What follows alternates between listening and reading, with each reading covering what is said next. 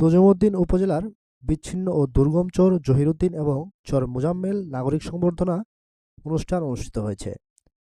বিএনপির স্থায়ী কমিটির সদস্য সাবেক বাণিজ্যমন্ত্রী মেজর হাফিজউদ্দিন আহমেদ বীর বিক্রম বলেছেন, আমার সুদীর্ঘ ৪০ বছরের রাজনৈতিক জীবনের শহীদ প্রেসিডেন্ট জিয়াউর রহমানই ছিলেন সবচেয়ে সৎ রাজনীতিবিদ।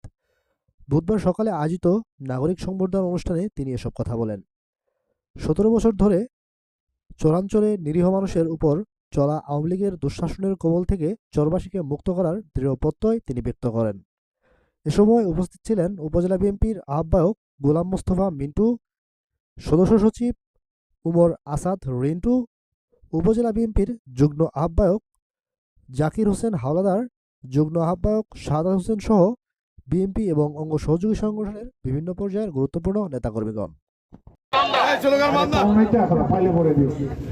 কথা হলো যে সামনে অনেক কঠিন সময় আছে। এই দেশে আইন শৃঙ্খলা পরিস্থিতির ঘোরতর অবনতি হয়েছে। এখানেও জলদস্যুরা নানাভাবে